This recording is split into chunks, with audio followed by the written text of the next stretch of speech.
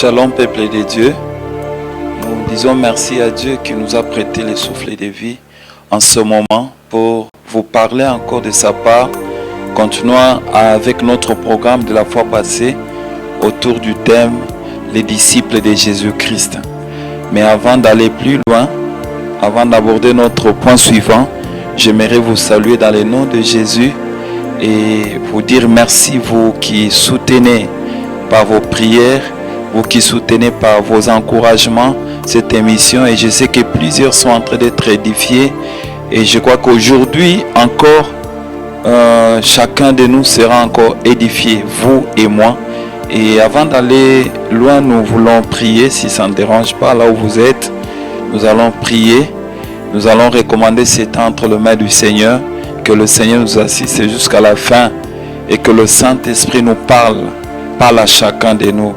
Nous prions. Alléluia.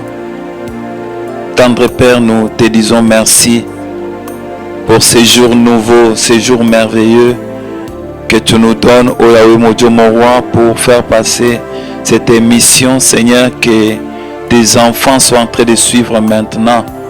Mon Dieu, mon roi, je prie, ô Yahweh mon Dieu, que tu m'utilises afin que je sois un instrument par lequel tu béniras mon frère et ma soeur, et que ta gloire éclate dans sa vie, Seigneur. Lorsqu'à ce que la gloire revienne à toi seul, dans tout ce qui se passera, mon Dieu. Lorsqu'à ce que le sentiment soit loin de nous. Lorsqu'à ce que, Seigneur, oh Yahweh, tout ce qui pourra, Yahweh, mon Dieu, amener des interférences pendant ce temps, Yahweh, mon Dieu, puisse être loin de nous, dans le nom de Jésus. Jésus, nous t'élevons au-dessus de tout. Nous te proclamons roi, nous te proclamons Seigneur, et nous te proclamons, Seigneur, notre Sauveur de chaque jour. Au nom de Jésus, notre Sauveur, notre Roi, nous avons ainsi prié et demandé. Amen. Merci bien-aimés d'avoir prié avec nous, et je crois que vous êtes là pour nous donner votre attention pour que nous puissions poursuivre avec notre enseignement que nous avons commencé l'autre fois autour des disciples de Jésus-Christ. L'autre fois, nous avons relevé un point autour de disciples et la maladie. Nous avons parlé de Job qui était le disciple de Christ, et il a connu des moments de preuve. Et nous avons donné certaines attitudes qu'il a affichées pour vaincre pour être victorieux dans toutes ces épreuves. Et j'avais promis que nous allons prendre un autre thème qui était le disciple et sa vie professionnelle. Bien-aimé, tu es disciple, tu marches dans la crainte du Seigneur. Si je suis en train d'insister sur le concept de disciple, c'est celui qui marche dans la sanctification, celui qui marche dans la crainte de Dieu, celui dont Dieu ne reproche de rien, celui qui marche dans l'obéissance, celui qui écoute Dieu lui parler et celui qui obéit à toutes ces paroles de Dieu. C'est ça les disciples de Dieu, le disciple de Jésus. Et aujourd'hui nous parlons du disciple qui travaille quelque part. Et nous allons relever le contexte épreuve. L'épreuve qu'un disciple peut rencontrer dans son milieu de travail, dans son milieu professionnel. Et dans la Bible, nous allons prendre, je crois que ça pourra nous prendre un peu deux jeudis ou 3 jeudis. Nous allons insister sur les disciples et sa vie professionnelle en nous basant sur la Bible. Et nous prenons le cas de Joseph qui était dans la maison de Potiphar.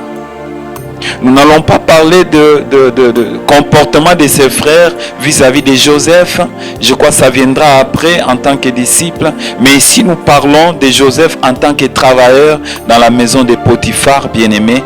Et nous allons prendre Genèse 39, le verset 1 à 20. Nous n'allons pas lire le tout, mais nous allons exploiter le verset pour nous donner quelques enseignements par rapport à cela.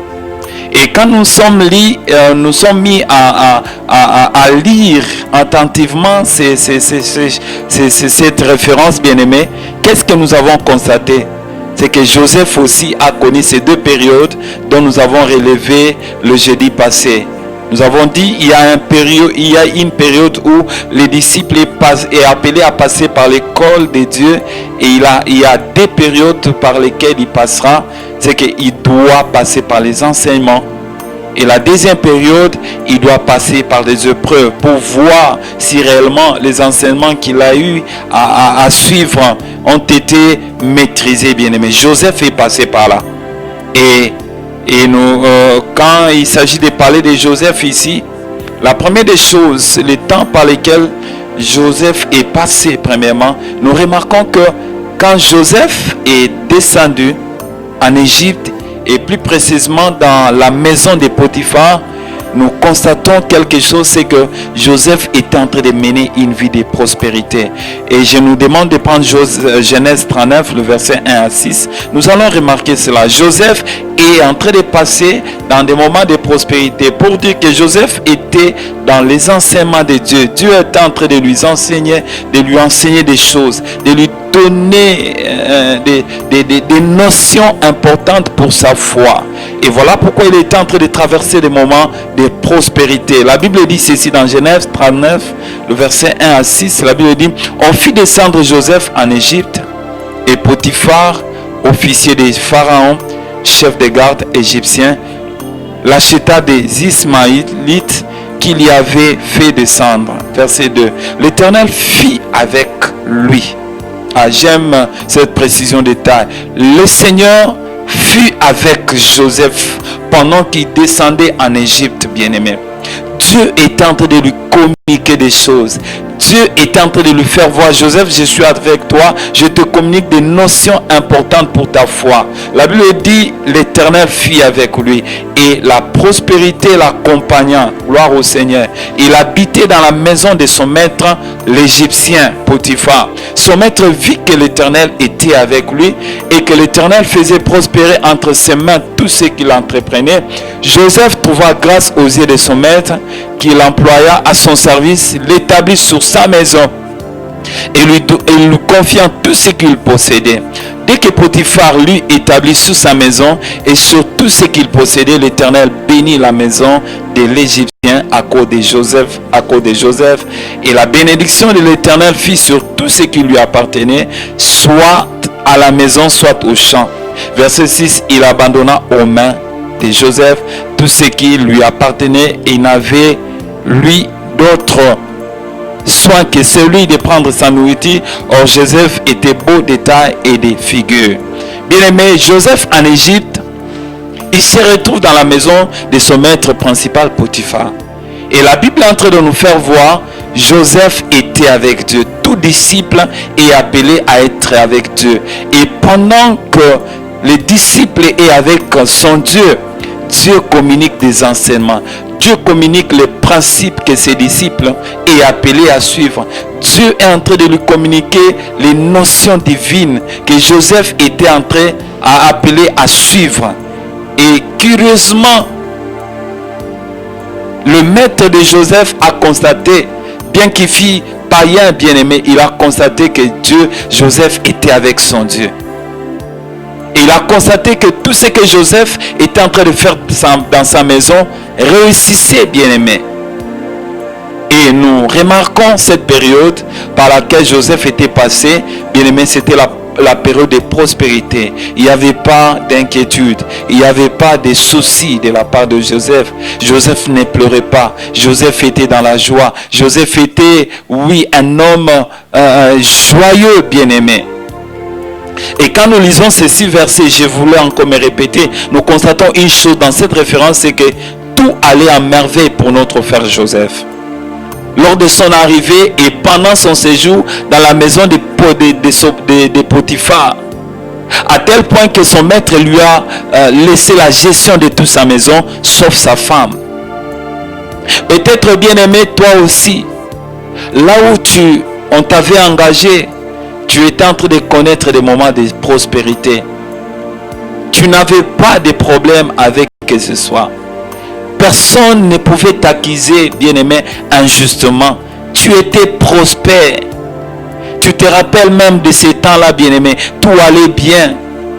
Tu avais une bonne relation avec tes chefs. Tu avais une bonne relation avec tes collègues, bien-aimés. Personne ne pouvait, bien-aimé, t'accuser injustement. Et parce que tu es avec Dieu, bien-aimé, tu étais en train de passer par ces moments merveilleux. Tu ne pouvais même pas t'attendre qu'un jour, tu allais connaître un autre temps. Mais je voulais te rappeler, bien-aimé, chaque disciple est appelé à passer par 2 temps. Si tu as commencé par un temps de difficulté, rassure-toi qu'un temps viendra. Dieu voudra vérifier si réellement tu as maîtrisé les notions qu'il a inculquées en toi, afin de t'amener vers la gloire, vers ta destinée qu'il a préparée d'avance, bien-aimé. J'aimerais nous rappeler une chose que j'avais dit au premier message de cet homme, le disciple de Jésus, c'est que le fait d'être avec Dieu ou d'être disciple ne nous exempte pas, bien-aimés, des combats. Cependant, ces combats sont des moyens par lesquels Dieu nous fait passer et pour faire déclencher sa gloire. C'est ce que j'avais dit autrefois, bien-aimé. Être disciple, bien-aimé, tu n'es pas vacciné contre les difficultés, les épreuves. Parce que les épreuves sont des instruments que Dieu utilise. Disciple du Seigneur, même si tu te retrouves dans des épreuves, dis-toi que c'est la permission de Dieu dans ta vie de voir ces choses. Joseph ne pouvait pas expérimenter la gloire de Dieu dans sa vie si Dieu n'avait pas permis certains événements difficiles dans sa vie. Pour que notre foi croisse, bien-aimés, nous avons besoin de des choses. Nous avons besoin de la parole selon ce que Romains 10, verset 17 nous dit. La foi vient de ce qu'on attend. Pour grandir, bien-aimés, nous avons besoin de la parole de Dieu. Voilà pourquoi nous suivons, oui, ces enseignements dans l'école de Dieu. Et la deuxième chose, ce sont des épreuves que nous avons citées. Donc tu as besoin de ces épreuves. Tu as besoin des enseignements de Dieu pour vivre la gloire de Dieu. Pour que tu n'abandonnes pas la foi. Et nous allons prendre la deuxième période que Joseph a connue. C'est ça, les soubassements de ces points bien-aimés. Le point socle de ces points où nous parlons du disciple et sa vie professionnelle. Genèse 39, le verset 7 à 20. Peut-être nous n'allons pas tout lire. Nous lisons Genèse 39, le verset 7 et le verset 11. Là où la Bible nous dit ceci. Après ces choses, il arriva que la femme de son maître porta les yeux sur Joseph et dit, couche avec moi. Un jour qu'il était entré dans la maison, c'est Joseph qui entre pour faire son ouvrage et qui avait là aucun gens de la maison. Le verset 12, on peut lire, elle saisit pour son vêtement en disant, couche avec moi. Bien-aimé, rassure-toi que le fait de recevoir Jésus-Christ dans ta vie, le fait d'être disciple dans ta vie, bien-aimé, cela ne signifie pas que le diable a fui loin de toi, non. Par contre, jour après jour, il tournera tout autour de toi pour chercher une occasion de te faire tomber, pour chercher une occasion de t'amener à abandonner la foi, bien-aimé.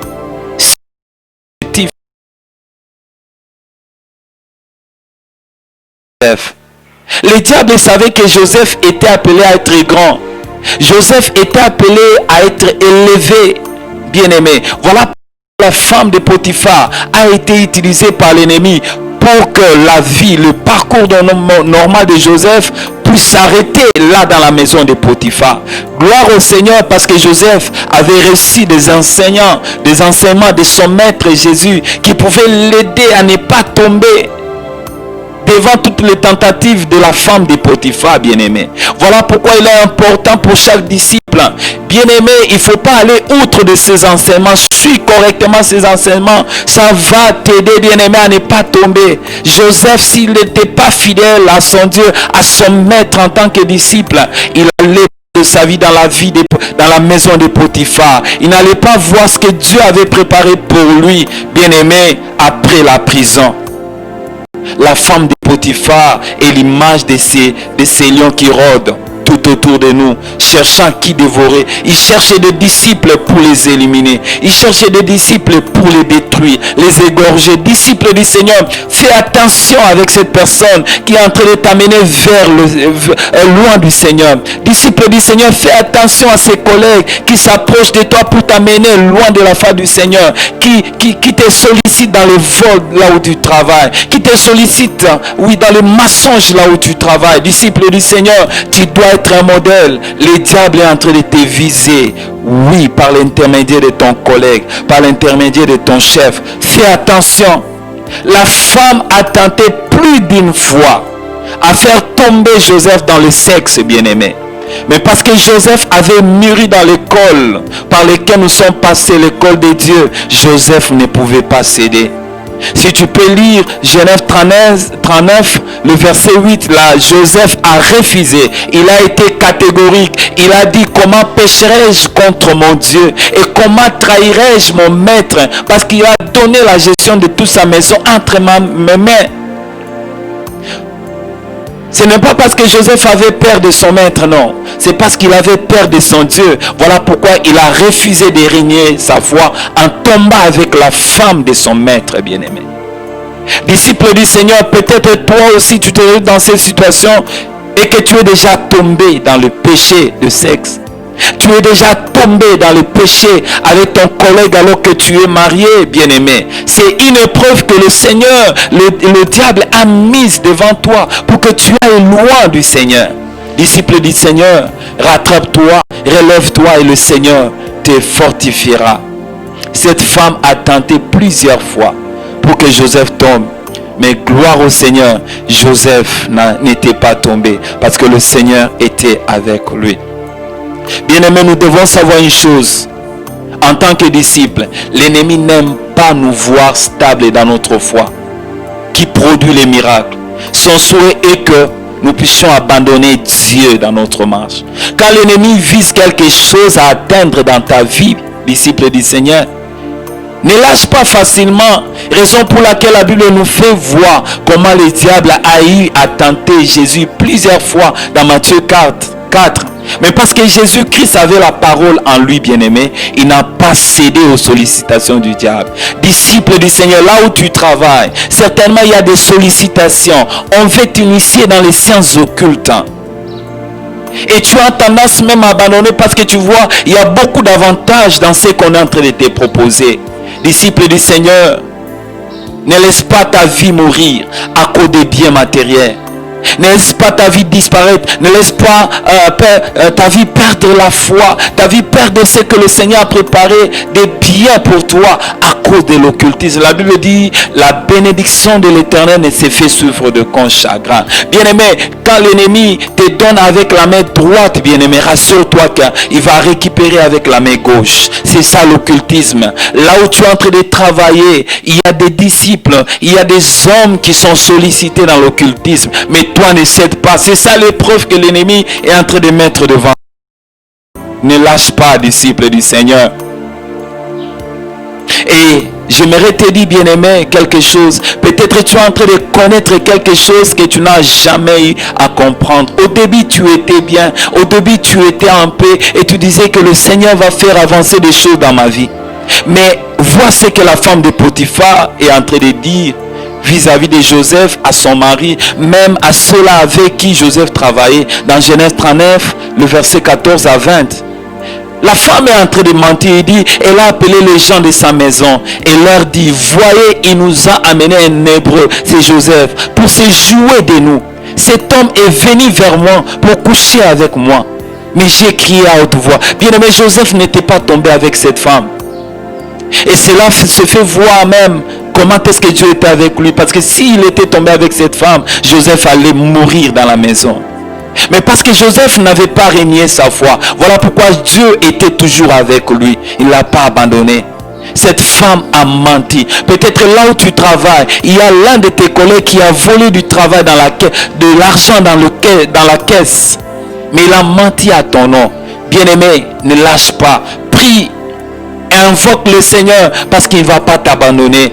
La Bible dit dans Psaume 27, le verset 3, « Si une armée s'est campée contre toi, mon cœur n'aurait aucune crainte. Si une guerre s'est levée contre moi, je serai malgré cela plein de confiance. » C'est ça David qui est en train de dire. Il y a une guerre qui s'est levée contre toi. On t'a accusé injustement que tu as volé de l'argent dans ta caisse, bien-aimé. Alors que tu ne l'as pas fait. On t'a accusé injustement que tu es en train de sortir avec une femme d'autrui. Mais en toi, tu reconnais que tu ne l'as pas fait. Bien-aimé, regarde vers le Seigneur. Le Seigneur va te défendre. Ne renie pas ta foi. Ne tombe pas, bien-aimé. Le Seigneur est capable d'agir, bien-aimé, en ta faveur. Et la Bible dit encore dans 15, le chapitre 39, et que quand il a entendu que j'allais la voix, je levais la voix et que je criais, il a laissé son vêtement à côté de moi et il s'est enfui dehors. Alors il lui parla ainsi: l'esclave hébreu que tu nous as amené est venu vers moi pour se jouer de moi. Et comme j'ai élevé la voix et que j'ai crié, il a laissé son vêtement à côté de moi et s'est enfui dehors après avoir entendu les paroles de sa femme qui lui disait: voici ce que m'a fait ton esclave. Le maître de Joseph fut enflammé de colère. Il prit Joseph et le mit dans la prison, dans le lieu où le prisonnier du roi était enfermé. Il fit là en prison. Bien aimé, peut-être tu es même en prison à cause de l'injustice, à cause du mensonge qu'on t'a fait avaler, alors que tu ne l'as pas fait. Mais j'aimerais te dire, ce n'est pas une raison pour toi de dire Dieu m'a abandonné, Dieu m'a délaissé. J'aimerais te dire, la Bible dit, Dieu est en train de dire: je ne vous délaisserai, je ne vous abandonnerai pas. Quel que soit les temps par lesquels tu traverses, les temps d'épreuve, le Seigneur est avec toi. Le Seigneur est en train de te soutenir. Ne pleure pas, compte sur le Seigneur. La Bible dit dans Jérémie 1, le verset 19, ils te feront la guerre, mais ils ne te vaincront pas. Pourquoi?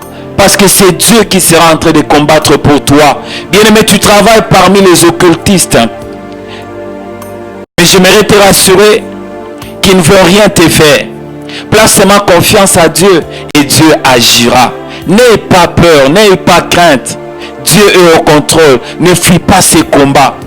Et nous allons finir avec ces messages pour donner les attitudes. Peut-être j'ai relevé ces choses. Les attitudes que Joseph avait vis-à-vis de ses combats, vis-à-vis de ce qu'il a connu. Genèse 39, le verset 8 nous dit: Joseph avait refusé de coucher avec cette femme de Potiphar. Il a refusé de renier sa foi. Joseph a refusé. Bien-aimé, tout ce qu'on va te proposer là où tu travailles, peut-être on te propose de t'initier dans les sciences occultes. N'abandonne pas. Accroche-toi au Seigneur. Le Seigneur est capable de te juger. Même si on te dit ton travail prend fin parce que tu as refusé d'adhérer à l'occultisme, bien-aimé, le Seigneur est capable de trouver encore une autre porte pour te donner un travail meilleur que ce que tu avais. Car le Seigneur, bien-aimé, quand une porte est fermée, il va ouvrir une autre. Ne laisse pas, ne cède pas. Et la dernière chose, bien-aimé, c'est que devant les tentations de l'ennemi, qu'est-ce que Joseph a dit dans Genèse 39, le verset 12? Joseph a laissé ses vêtements et il a fui.